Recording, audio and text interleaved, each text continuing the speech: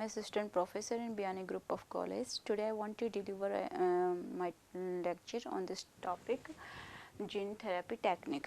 Last lecture में हमने पढ़ा था कि जीन थेरेपी होती क्या है, कैसे मतलब जीन्स को इंट्रोड्यूस करवाया जाता है और उस वो जनरली किस पर्पज़ से किया जाता है और किसके लिए वो बेनिफिशियल है. कि जैसे कि हमने बात करी थी कि जीन थेरेपी जनरली डिजीज़ ऐसी डिजीज़ को क्योर करने के लिए, जेनेटिक डिजीज़ को क्योर करने के लिए किया जाता है, क्योंकि ये जो जीन थेरेपी होती है जीन लेवल पे जाके होती है. कोई भी म्यूटेटेड या नॉन फंक्शनल जीन है या जो जीन अप्रोप्रिएट फंक्शन कर रहा है सेल के अंदर, तो उन जीन्स को जनरली रिप्लेस करने के लिए जीन थेरेपी यूज़ की जाती है. तो लास्ट लेक्चर में हमने देख लिया था कि जनरली इसके अप्रोच दो होते हैं कि सोमेटिक जीन दो टाइप की होगी कि सोमेटिक जीन थेरेपी होगी और एक ये दूसरा था कि जीन थेरेपी अप्रोच में हमने देखा था कि सोमेटिक जीन थेरेपी है जो जनरली सोमेटिक सेल्स में होगी. एक होती है जर्म सेल जीन थेरेपी जो जर्म सेल्स के अंदर होगी. इट मीन्स एग सेल्स और और जनरली जो स्पर्म सेल्स होंगी उनके अंदर.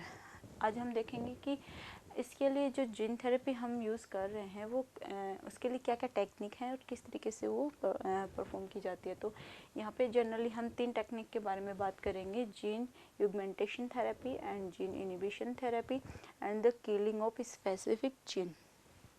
तो हम सबसे पहले बात करेंगे जीन युगमेंटेशन थेरेपी. इसमें जनरली उस तरीके का ट्रीटमेंट दिया जाता है कि हम देख रहे हैं कि यहाँ पे सेल है, सेल के अंदर किसी जीन का म्यूटेशन हो गया है या सेल्स जो फंक्शनल जीन है लॉस्ट हो गया है, सेल के अंदर है नहीं.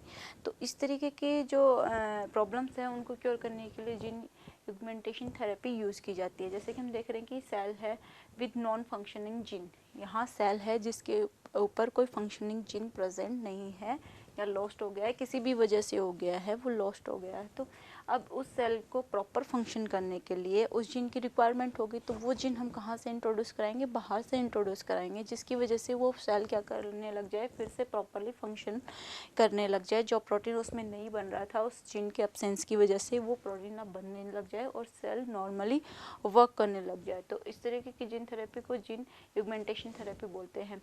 तो ये जनरली बहुत सारी डिजीज़ को क्योर करने के लिए यूज़ की जाती है. तो use to treat the disease caused by the mutant gene.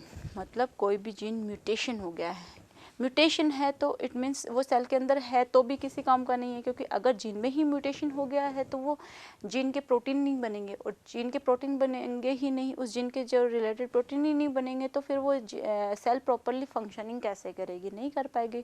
तो इस वजह से फिर उस सेल में क्या किया जाता है, बाहर से जो फंक्शनल जीन है वो हम इंट्रोड्यूस कराएंगे. और ये हम बात कर चुके हैं कि बाहर से जो जीन होता है उसको इंट्रोड्यूस करवाने के लिए जनरली हम क्या यूज़ करते हैं, क्या इंजीनियर किए गए हैं वेक्टर्स. इट मीन्स हम जनरली बात कर रहे थे कि वेक्टर्स के रूप में हम ये क्या यूज़ करते हैं, रेट्रोवायरसेस को यूज़ करते हैं. हम इस फंक्शनल जीन को उनके थ्रू या किसी अदर वेक्टर की हेल्प से हम क्या करेंगे, जो सेल है अपनी उसके अंदर इंट्रोड्यूस कराएंगे और उसके इंट्रोड्यूस करवाने के बाद में नॉर्मल प्रोटीन जो उस जीन उनके लिए रिस्पॉन्सिबल था वो प्रोटीन बनने लग जाएंगे और सेल प्रॉपरली दोबारा से नॉर्मल फंक्शन करने लग जाएगी. तो इस तरीके की टेक्निक को जीन युगमेंटेशन थेरेपी बोलते हैं. अब सेकंड है gene inhibition therapy. Gene inhibition therapy generally किसके लिए सूटेबल है? For the treatment of infectious disease, cancer and the inherited disease. Inherited disease आप समझते हैं कि जो एक जनरेशन से दूसरी जनरेशन में जो डिजीज़ क्या हो रही है, ट्रांसफ़र हो रही है, ट्रांसफॉर्म हो रही है. तो उस तरीके की डिजीज़ को, या फिर कैंसर है, किसी टाइप के कैंसर है, क्योंकि कैंसर भी जनरली किसी जीन के नॉन फंक्शनल होने की वजह से या एप्रोप्रिएट फंक्शन होने की वजह से ही क्या होता है, सेल कैंसरस होती है. और जब सेल कैंसरस हो जाती है तो कैंसर फॉर्मेशन होता है बॉडी के अंदर, तो ये जनरली इस तरीके के ट्रीटमेंट के लिए, और या इन्फेक्शन है, इन्फेक्शन भी किसी भी बैक्टीरिया वायरस की वजह से हो गया है, जिसकी वजह से अल्ट्रेशन हो गया है जीन का अल्ट्रेशन हो गया है। और जीन अल्टर होने का मतलब है कि वो नॉर्मली फंक्शन ना करके अब नॉर्मली फंक्शन कर रहा है। तो इस टाइप के जो डिजीज़ होंगे या इस टाइप की जो प्रॉब्लम्स होंगी, उन सब के लिए क्या किया जाता है, जीन इनिबिशन थेरेपी की जाती है। My college taught me to be modern and ethical. My college made me learn what dignity is.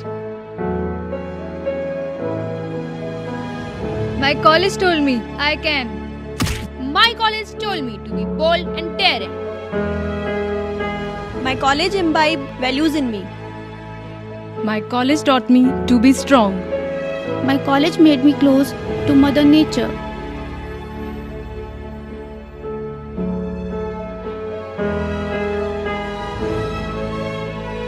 My college taught me to say no to injustice. My college taught me to say sorry.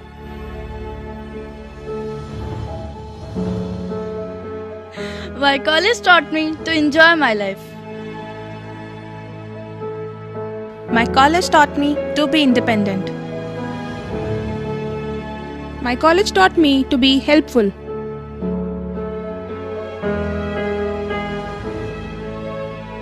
My college taught me to say thank you. My college made me believe in myself. Gene inhibition therapy एक generally वो भी है कि इसमें क्या होता है कि जो ऑन्कोजीन्स होते हैं उनको क्या किया जाता है, इनिबिट किया जाता है। ऑन्कोजीन्स मतलब हमारी बॉडी में हम जानते हैं कि प्रोटोन को जीन्स होते हैं। प्रोटोन को जीन्स मतलब जो नॉर्मली फंक्शन कर रहे हैं, रेगुलेटरी मैनर में काम कर रहे हैं, लेकिन किसी वजह से इनमें अल्ट्रेशन हो जाए, म्यूटेशन हो गया है और वो जीन्स क्या हो गया है, अब नॉर्मल हो गया है, अप्रोप्रिएट फंक्शन नहीं कर रहा है, प्रॉपर फंक्शन जो उससे करना चाहिए उस तरीके से ना करके या तो क्या कर रहा है, वो हाई लेवल पे काम कर रहा है, उसमें इस तरीके का अल्ट्रेशन हो गया है कि वो एक्सेस में काम कर रहा है। तो इस तरीके से मतलब क्या हो जाता है, प्रोटोन को जीन्स का क्या हो जाता है, कन्वर्जन हो जाता है ऑन्को जीन्स में, और ये ही प्रोसेस क्या कहलाती है, कैंसर कहलाती है। इसी वजह से क्या होता है, बॉडी में कैंसर होता है कि जब कोई प्रोटोन को जीन्स ऑन्को जीन में कन्वर्ट हो जाते हैं तो वो प्रोसेस क्या कहलाती है, कैंसर कहलाती है। और ऑन्कोजीन्स अनरेगुलेटेड मैनर में काम करते हैं बॉडी के अंदर, और अनरेगुलेटेड मैनर में काम करने का मतलब है कि कोई इस तरीके का प्रोटीन बनाए जा रहे हैं जिसकी रिक्वायरमेंट है ही नहीं एक्सेस में। तो इस तरीके से मतलब वो सेल क्या हो जाती है, एक तरीके से कैंसरस हो जाती है, फिर वो अब नॉर्मल तरीके से काम करने लग जाती है और रेगुलेटिव मैनर में बिल्कुल भी काम नहीं करेगी। तो इस टाइप की सेल से क्या कहलाती है, कैंसरस सेल कहलाती है। तो यहाँ पे जैसे कि ये जीन है, ये क्या कर रही है, फॉल्टी जीन्स को कंटेन किए हुए है या ऑन्को जीन को कंटेन करे हुए है। अब अगर ये जीन इसके अंदर रहेगा तो अब नॉर्मल तरीके से काम करेगा और बॉडी में कैंसर कोज होगा। तो अब हमें इस जीन को क्योर करना है, तो हम क्या करेंगे, कुछ ऐसे ब्लॉकिंग जीन्स बाहर से इंट्रोड्यूस करवाएंगे इस कैंसरस सेल के अंदर। तो ये ब्लॉकिंग जीन्स क्या करते हैं, कुछ इस टाइप के प्रोडक्ट ये क्या करते हैं, सेल के अंदर सिंथेसाइज करते हैं, सिक्रेट करते हैं, जिससे क्या होता है, फॉल्टी जीन्स का एक्सप्रेशन रुक जाता है। मीन्स ऑन्को जीन्स को क्या करते हैं, वो सप्रेस करते हैं। सप्रेस करने की वजह से अब ये जीन क्या नहीं करेगा, काम नहीं करेगा। ये काम नहीं करेगा तो अब ये सेल क्या हो जाएगी, नॉर्मल तरीके से नॉर्मल रेगुलेटिव मैनर में काम करने लग जाएगी। तो इस तरीके की टेक्निक जनरली क्या बोलते हैं, जीन इनिबिशन थेरेपी। क्योंकि हमने यहाँ पे क्या किया है, इस फॉल्टी जीन को या ऑन्को जीन को क्या किया है, हमने सप्रेस किया है, क्योंकि ये अब नॉर्मल तरीके से काम कर रहा था सेल के अंदर, रेगुलेटिव मैनर में वर्क नहीं कर रहा था, जिसकी वजह से कैंसर कोज हो रहा था। तो हमने इस जीन को क्या किया है, किसी अदर ब्लॉकिंग जीन की हेल्प से क्या किया है, इसकी एक्टिविटी को सप्रेस किया है ताकि ये काम ना करे। ठीक है, तो इस टाइप की प्रोसेस इनिबिटरी प्रोसेस कहलाई, क्योंकि यहाँ पे इनिबिशन का काम हुआ है। अब थर्ड है आपकी किलिंग ऑफ स्पेसिफिक सेल्स।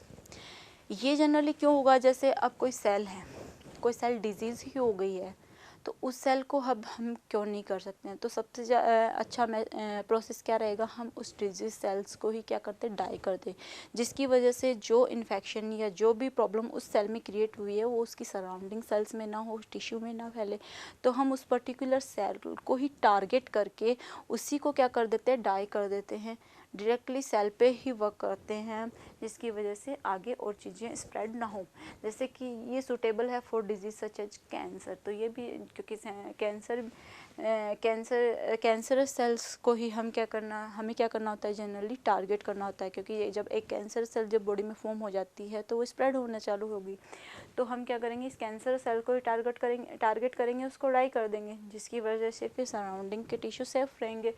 ठीक है, तो इस डिजीज़ जैसे कि डिजीज़ सेल है, उसके अंदर हमने क्या किया, एक मार्कर जीन को इसके अंदर इंट्रोड्यूस करवाया। मार्कर जीन जैसे ही सेल के अंदर इंट्रोड्यूस होता है, मार्कर जीन क्या करता है, इस सेल की सरफेस पे क्या करता है, मार्कर प्रोटीन्स को एक्सप्रेस करता है सेल की सरफेस पे, जैसा कि अपन देख रहे हैं। इससे पहले इसकी सरफेस पे ही मार्कर प्रोटीन्स एक्सप्रेस नहीं थे, लेकिन जैसे मार्कर जीन को हमने इसके अंदर इंट्रोड्यूस करवाया, मार्कर प्रोटीन बने, और जो कि क्या हो गए, सेल के सरफेस प्रोटीन के रूप में क्या हो गए, एक्सपोज हो गए। और जैसे ही ये मार्कर प्रोटीन सेल की सरफेस पे एक्सपोज होते हैं, इसकी अपनी बॉडी की जो इम्यूनो सेल्स होती हैं वो इसको क्या कर लेती हैं, तुरंत रिकॉग्नाइज कर लेती हैं, जैसे कि बी सेल्स हैं, और उनको क्या कर लेंगे, फिर रिकॉग्नाइज करने के बाद में ये उसे क्या कर देंगे, वो डाई कर देंगे। तो ये सेल्स इम्यूनो सिस्टम ने ही उनको मार्कर्स प्रोटीन्स को रिकॉग्नाइज किया और उनको क्या कर दिया, उसको रिकॉग्नाइज करने के बाद में उस जो सेल्स है, इन्फेक्टेड सेल्स है या जो कैंसर सेल्स है, उसको क्या कर दिया, डायरेक्टली उन्होंने डैमेज कर दिया और डाई कर दिया।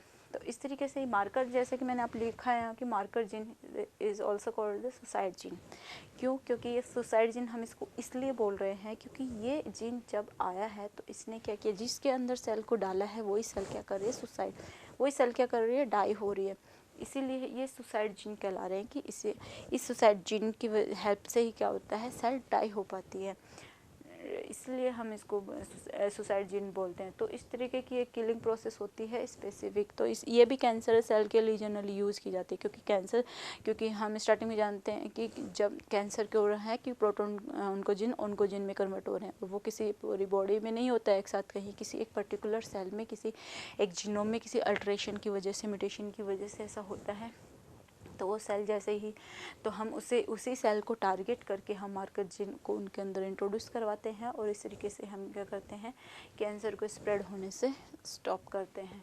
तो इस तरीके से ये कुछ इंपॉर्टेंट टेक्निक्स हैं अपने यहाँ पे डिस्कस की हैं, जो जनरली जीन थेरेपी के लिए यूज होती हैं। और भी अदर टेक्निक्स भी हैं जो डिफरेंट पर्पज़ से अप्लाई की जाती हैं डिफरेंट ऑर्गन्स के लिए, टिश्यूज़ के लिए। Thank you for watching my video. If you like, please subscribe.